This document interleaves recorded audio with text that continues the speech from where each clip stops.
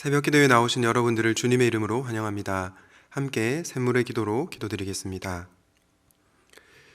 1월 암송구절입니다. 그런즉 누구든지 그리스도 안에 있으면 새로운 피조물이라. 이전 것은 지나갔으니 보라 새 것이 되었도다. 고린도후서 5장 17절 말씀. 아멘. 마음 모아 샘물의 기도를 하나님께 드립니다. 먼저 우리 믿음을 고백합니다. 이를 행하시는 여호와, 그것을 만들며 성취하시는 여호와, 그의 이름을 여호와라 하는 이가 이와 같이 이르시도다. 너는 내게 부르짖으라. 아멘. 만물의 주관자 되시는 하나님, 새해에도 크고 놀라운 일들을 이루시는 하나님을 찬양합니다. 새해에는 기도하는 한 해가 되게 하소서. 기도로 주님과의 친밀함을 누리게 하시고 우리를 위한 선하신 뜻을 깨달아 순종하며 주님과 동행하는 복된 한 해 되게 하소서. 예배와 교회를 위해 기도합니다. 이 예언의 말씀을 읽는 자와 듣는 자와 그 가운데 기록한 것을 지키는 자는 복이 있나니 때가 가까움이라. 아멘. 우리의 경배를 받으시는 하나님, 온 마음과 뜻과 정성을 다해 하나님을 예배하게 하소서. 예배가 삶의 우선순위가 되게 하시며 일상에서 하나님을 기억하는 예배자의 삶을 살게 하소서.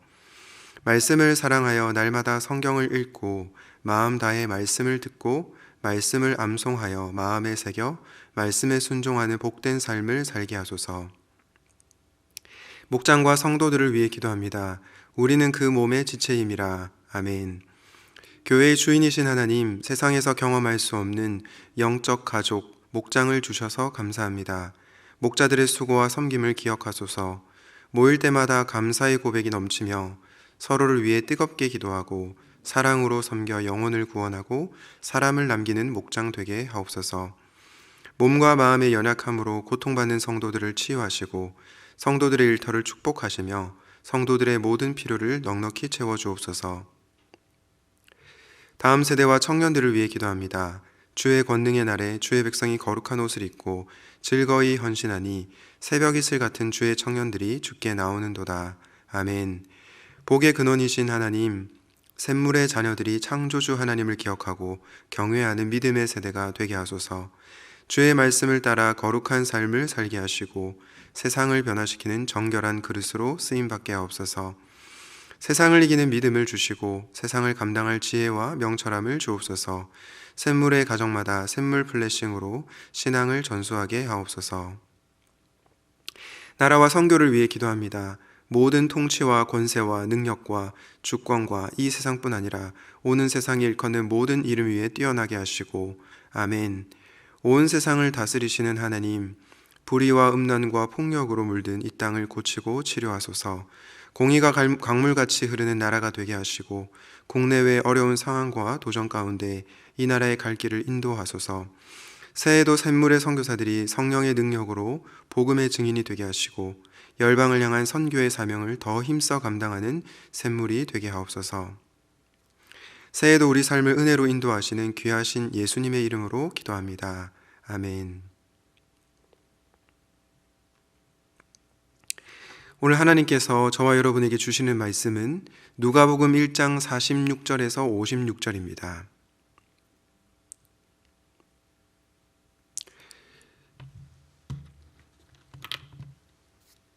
마리아가 이르되 내 영혼이 주를 찬양하며 내 마음이 하나님 내 구주를 기뻐하였음은 그의 여종의 비천함을 돌보셨음이라. 보라 이제 후로는 만세의 날을 복이 있다 일컬으리로다. 능하신 이가 큰 일을 내게 행하셨으니 그 이름이 거룩하시며 긍휼하심이 두려워하는 자에게 대대로 이르는도다. 그의 팔로 힘을 보이사 마음의 생각이 교만한 자들을 흩으셨고 권세 있는 자를 그 위에서 내리치셨으며 비천한 자를 높이셨고 줄이는 자를 좋은 것으로 배불리셨으며 부자는 빈손으로 보내셨도다. 그 종 이스라엘을 도우사 긍휼히 여기시고 기억하시되 우리 조상에게 말씀하신 것과 같이 아브라함과 그 자손에게 영원히 하시리로다 하니라. 마리아가 석 달쯤 함께 있다가 집으로 돌아가니라. 아멘. 오늘의 말씀은 내 영혼이 주님을 찬양합니다 입니다. 여러분 오늘 본문 46절 47절에 보면 마리아가 이런 고백을 합니다. 내 영혼이 주를 찬양하며 내 마음이 하나님 내 구주를 기뻐하였음은. 누가복음의 저자 누가는 마리아가 주님을 찬양하며 그분을 기뻐했다라고 고백하고 있습니다. 저는 이 부분이 너무나 중요하다고 생각하는데요. 왜냐하면 주님께 영광을 돌리는 것과 그분을 기뻐하는 것은 정말 떼려야 뗄 수 없는 관계에 놓여 있기 때문입니다. 우리가 잘 아는 웨스트민스터 소요리 문답 1문에서 사람의 제일 되는 목적은 무엇입니까? 라는 질문에 이렇게 답합니다. 사람의 제일 되는 목적은 하나님을 영화롭게 하고 그분을 영원토록 즐거워하는 것이다. 그런데 하나님께 찬양을 돌리고 영광을 돌리는 것과 하나님을 기뻐하고 즐거워하는 것이 따로 떨어져 있는 것이 아니라 하나라는 것이죠. 사랑하는 샘물 성도 여러분, 여러분은 주님을 찬양하고 기뻐하고 있습니까? 바라기는 우리 주님을 찬양하고 기뻐하는 삶을 사시기를 주님의 이름으로 축복합니다. 그렇다면 내 영혼이 주님을 찬양할 수밖에 없는 이유는 무엇일까요? 묵상하실 때 주님을 찬양하게 되시기를 간절히 기도합니다. 내 영혼이 주님을 찬양할 수밖에 없는 첫 번째 이유는 주님께서 돌보시는 분이시기 때문입니다. 오늘 48절 말씀에 이런 말씀이 나옵니다. 그의 여종의 비천함을 돌보셨습니다. 여러분, 우리가 살아가는 이 세상은 어떻습니까? 강한 자, 권세 있는 자에게만 주목하고 집중합니다. 약한 자, 권세가 없는 자는 무시하죠. 강한 자에게는 약하고 약한 자에게는 강한 사람들이 너무나도 많이 있습니다. 그런데 우리 주님은 어떤 분이십니까? 돌보시되 특별히 비천함을 아시고 비천한 자를 돌보시는 주님이십니다. 여러분, 마리아는 재벌집 막내딸이 아니었습니다. 그녀는 권세 있는 집안에서 태어나지도 않았습니다. 그녀는 그냥 가난한 시골 처녀였죠. 누가복음 2장에 마리아가 비둘기 2마리를 드리는 것을 보게 되는데, 이를 통해서 우리는 마리아의 형편이 그리 넉넉지 못했다는 것을 알 수 있습니다. 그런 비천한 자를 우리 주님께서는 외면하지 않으시고 친히 돌보신다는 것입니다. 그런데 이 비천한 자라고 하는 것이 경제적으로, 사회적으로 어려움에 처해 있는 그런 사람도 해당하지만, 또 어려운 환경 가운데서 주님만을 절대적으로 의지하는 자라고 볼 수 있습니다. 세상의 힘, 권력, 그 어떤 것도 의지할 것이 없기에 오직 주님만을 바라보고 주님만을 사랑하는 그 자를 비천한 자라고 할 수 있다는 것입니다. 그런 자를 주님께서 친히 돌보신다는 것이죠. 사랑하는 여러분, 혹시 여러분에게 돈이 없다고, 돈이 부족하다고 느끼십니까? 내가 사회적으로 높은 위치에 있지 않아서 부당함을 느끼십니까?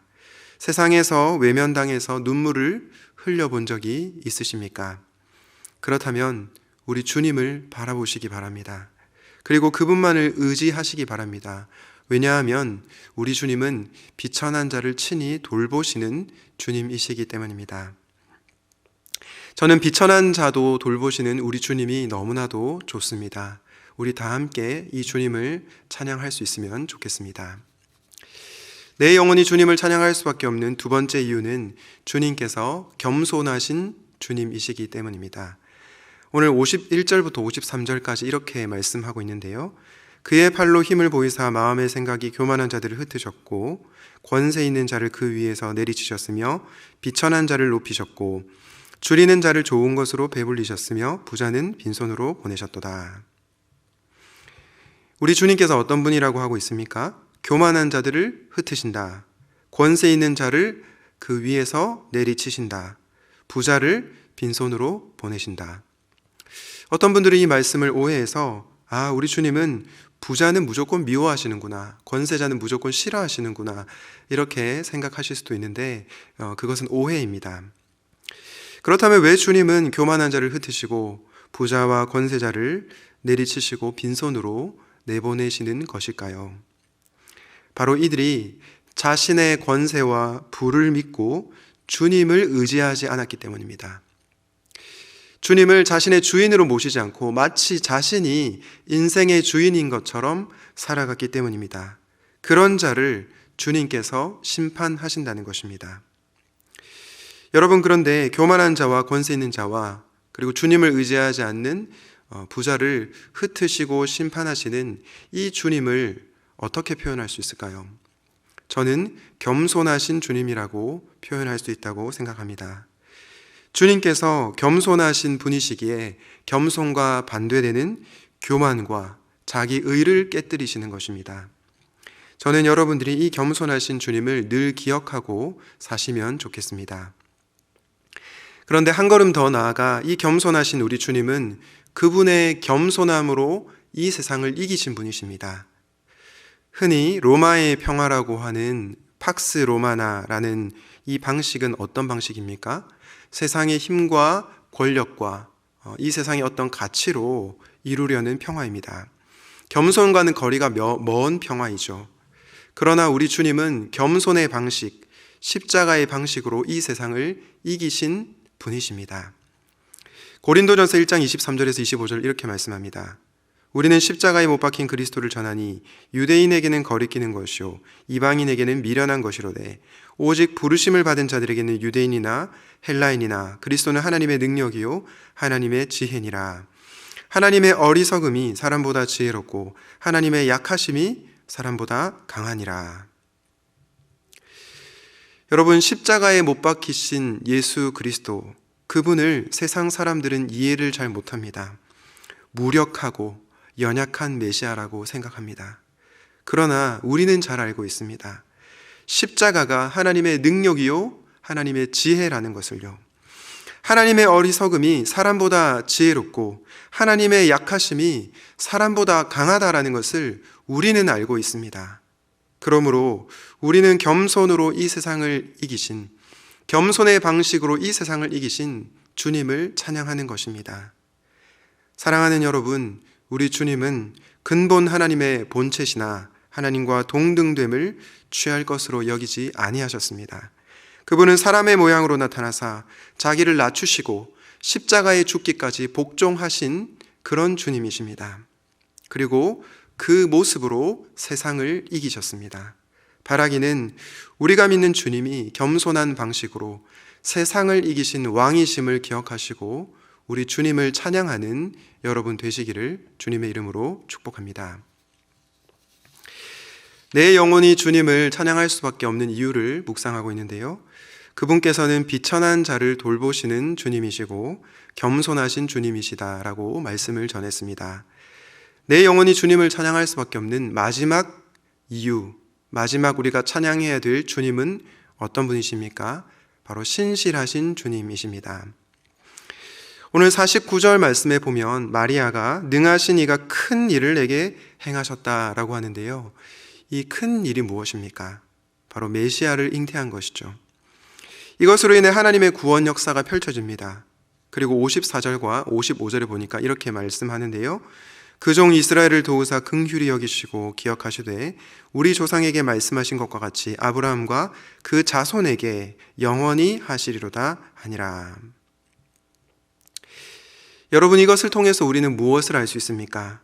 주님께서 구원에 있어서 신실하신 분이다라는 것을 알 수 있습니다.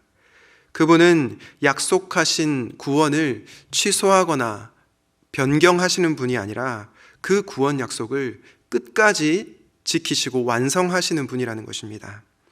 그러므로 주님은 어떤 분이시냐? 주님은 신실하신 분이십니다. 인간은 어떻습니까? 내가 말한 대로 살지 못할 때가 너무나도 많이 있죠.